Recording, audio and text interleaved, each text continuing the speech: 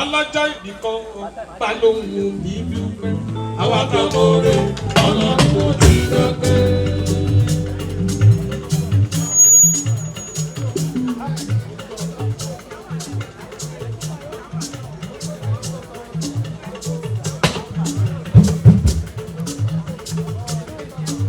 Alesh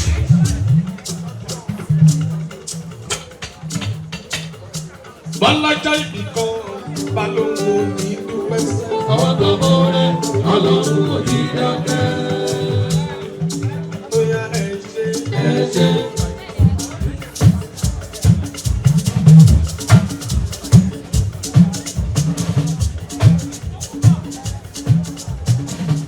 Ọlọ́run ọba lórí ọláìrìn iwájú.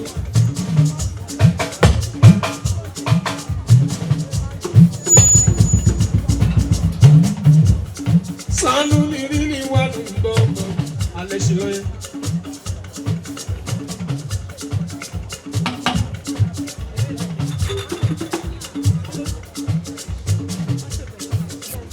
Ọláìrìn iwájú.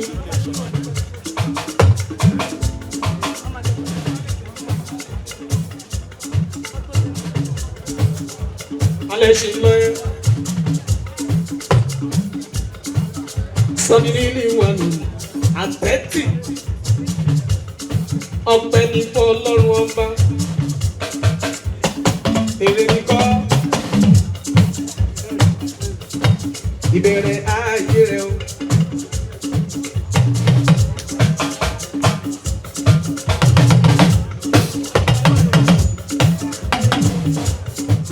Ìbẹ̀rẹ̀ ayé rẹ̀ Alesh. Mo máa ní kó máa fi pàtó wárí wíwárí sọ. Alesh lọ́yẹ́. Parí wíwárí sọ gbọ̀ngbọ̀n. Ọláríwájú. Ọlọ́jọ́ ìbí kan balóhùn ti ṣọpẹ́sẹ́. Àwọn àtàmọ́rẹ́ ọlọ́run kò ní dákẹ́.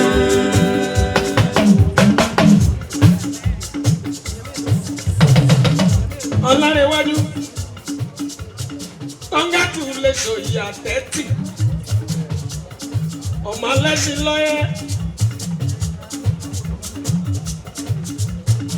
Asọ̀bọ̀bọ̀ yóò ṣe workaholic. Ọ̀dọ́mọdé tó ń tẹpá mọ́ṣẹ́ tó ń ṣiṣẹ́ ọwọ́ ẹ̀ tó tu àwọn mú. Ìrẹ̀lẹ̀ ló fi ṣe Alesh lọ́yẹ́ ní Alesh ní àtẹ́tì. Hey, pan. Just pan. No need to follow him. Alesh lọ́yẹ́ ní.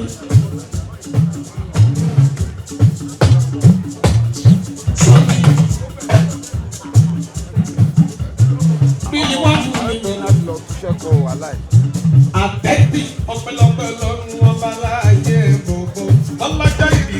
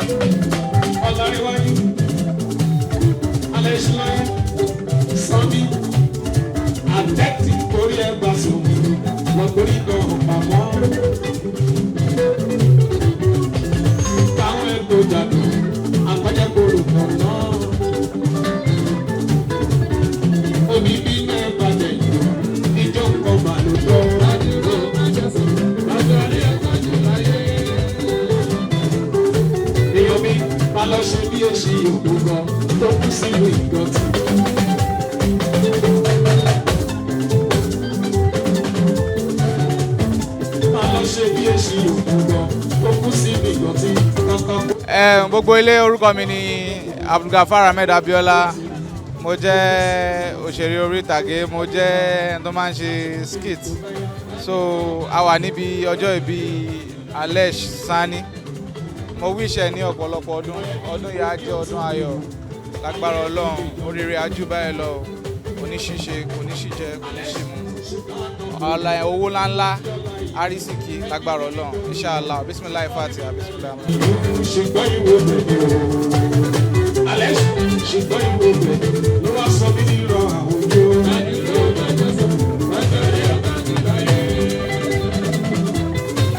àtẹ̀tì báwo ló ṣe lò jẹ́ ní ẹsẹ̀ o wá bí ẹ sórí lo àmúyẹ lọ ọmọ wí opportunity ní jẹ́ ní ẹ̀ka o lóore má bí láre o ẹ̀ṣọ́ ògbó kó má lọ gbó.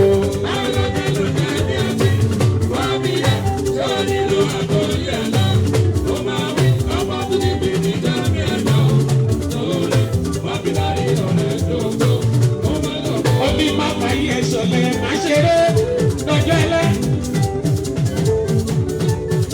Omi máa fà yí ẹ̀ṣọ́ lẹ̀ má ṣeré lọ́jọ́ ẹlẹ́ o. Ṣọ́ra fẹ́mi ò bẹ̀rù wá sáyé ló ń sọ pé ájọ púpọ̀ ní má fojú dájọ́ fún ṣọ́ra púpọ̀ ìwọ gbọ́lẹ̀ ní agbọ́lẹ̀ pọ̀. Alẹ́ ti lọ́yẹ̀ kápúlà òbí ìṣẹ̀gbẹ́ alágbàdá. Happy birthday, Alesh. You are doing coin. Well, my boy is 30 today. Lágbára Ọlọ́run, bàbá máa lo ọ̀pọ̀lọpọ̀ láyé. Máa pé 100 lágbára Ọlọ́run. Oníwà rẹ̀ lẹ́ni ẹ̀. Alesh, you are very humble. That's why I'm here. You have humility. Mo kì í rí ìyọ̀fún. In fact, tínú bá ń bí ẹ tó bá ń frown gbà mí, ó máa ń pa mí lẹ́rìn ìbínú ẹ̀. You are a good boy. And Ọlọ́run á túbọ̀ máa gbé ẹ̀dá. Ọlọ́run á máa gbé ẹ̀dá. Happy birthday, Alesh.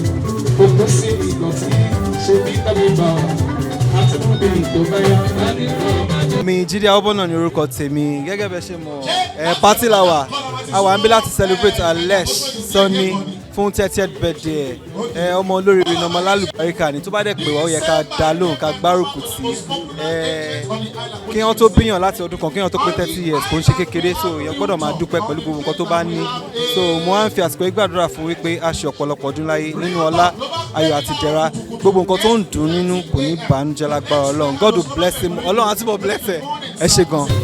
àtẹ̀tì báwo ló ṣe lò jẹ́ ní ẹsẹ̀ o wá bí ẹ sórí lo àmúyẹ lọ ọmọ wí opportunity ní jẹ́ ní ẹ̀ka o lóore má bí láre o ẹ̀ṣọ́ ògbó kó má lọ gbó.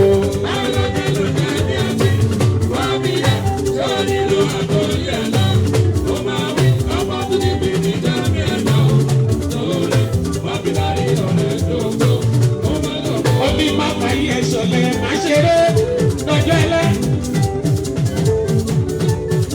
Omi máa fà yí ẹ̀ṣọ́ lẹ̀ má ṣeré lọ́jọ́ ẹlẹ́ o. Ṣọ́ra fẹ́mi ò bẹ̀rù wá sáyé ló ń sọ pé ájọ púpọ̀ ní má fojú dájọ́ fún ṣọ́ra púpọ̀ ìwọ gbọ́lẹ̀ ní agbọ́lẹ̀ pọ̀. Alẹ́ ti lọ́yẹ̀ kápúlà òbí ìṣẹ̀gbẹ́ alágbàdá. Ẹ̀ka lè yí bẹ́ẹ̀ ní títí wo èèyàn fẹ́ kó sọ́kùn fún mi ìtàn láyé èèyàn jẹ́jẹ́jẹ́jẹ́.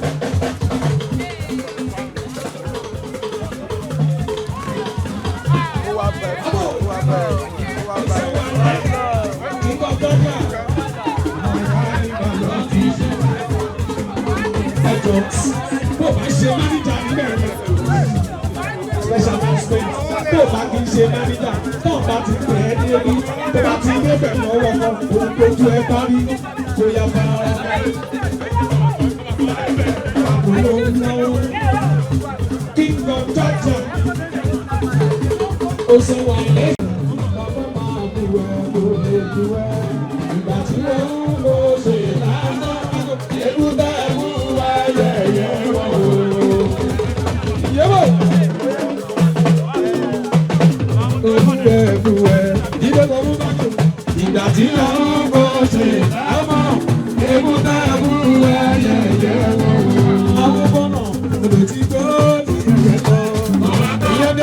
jà o. Mo bá mi tọ́jú ẹ̀ wàá ṣe entertainment. Ìdè ọmọ àwọn bọ́ọ̀lù mi o. Ọmọ àwọn bọ́ọ̀lù mi o. Èyí ni alábísẹ́kísẹ́sì bẹ́ẹ̀ni. Mo bá mi tọ́jú fún kẹ̀tì. Ó ṣe ti bàbá elépo sọ bí ọmọ bá ń jẹ. Èèyàn ti màmá mi jáyé mi kú tí o. Wàá ṣe entertainment. Máa sọ fún wọn wípé wá àní kíni láìdé. Láìdé. Láìdé ṣèbí kálukú ló ṣe gbogbo ìgbà bẹ̀rẹ̀ ló ń bọ̀. Láìdé ṣe bọ́lá láti bẹ̀rẹ̀ nígbò wá kàbí ìlú wa fẹ́ ṣe lè tilẹ̀. Àwọn ẹ̀kọ́ lọ́la àdùnnà ẹjọ́ ìlọ́dún lẹ́yọ́dún. Wá ibi tí mo bá kọjá wá ọdún bọ̀bọ̀ àwọn ọba bẹ̀ kọjá. Láìdé ó jẹ́ kó má ra rẹ̀ tán. Àwọn ọba bẹ̀ kọjá. Ohun tó jẹ́ bàbàrà fún wọn láìdé. Ṣèbó ń lé bí sàrà fún ẹ. Wá torí ọlá àgùnbà ni. Wáyé Ajíbọ́lá torí ọlá àgùnbà o. Ọkọ̀ kẹ́mi irú ìrírí. Wálé tí orí làwọn ọmọ ní. Amẹ́ríkà connection. Gbogbo ayò wá ṣẹ̀tọ́ tẹ́lẹ̀. Ó ṣe láìdé. Láìdé kì í ṣe. Ọmọ tèmi kẹta mílẹ̀. Ó ṣe wálé. Bàbá tèmi kẹta mílẹ̀ bù ó. Ó ní máa sọ fún wọn wípé. Ọ̀sán bàbá sọ̀rọ̀ ẹ̀ sí.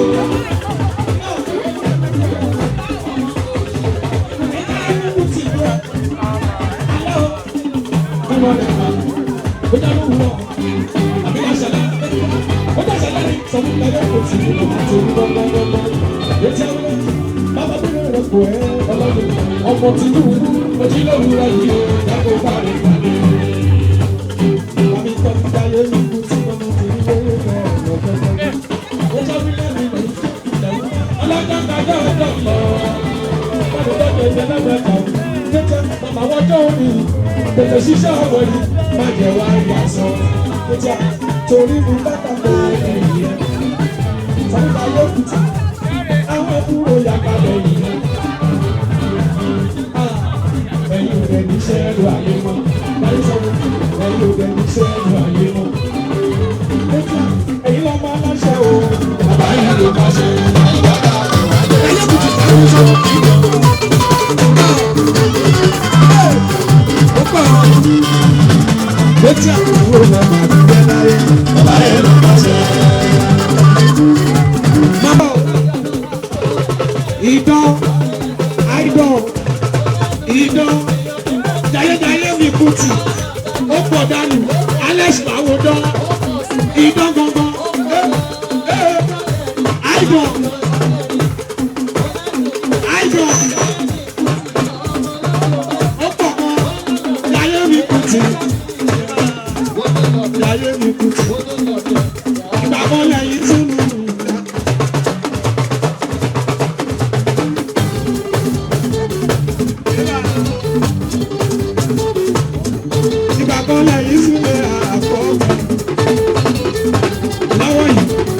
Ti wá gbàdúrà láyé ọmọ gbẹdúrà ó gbàdúrà kọ ohun tó wù ilẹ̀ yìí jẹ láyé ilé tó wù ilẹ̀ yìí sùn ọmọ gbẹdúrà wù ilẹ̀ mọ́tò tó wù ilẹ̀ yìí wù lẹ́gbà wọ́n ní wọ́n wá rọ̀ọ́dú láyé kùtù ọba lẹ́sìn gbogbo àwọn tó rọ̀ọ́dú ọlọ́run wá gbogbo.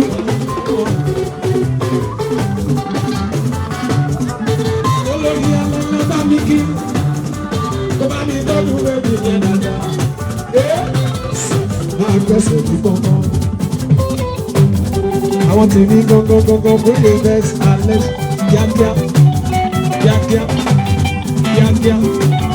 kíákíá tó bá mi tọ́jú bébí yìí dáadáa. Yọ̀kẹ́ mi kọ́ lè dé.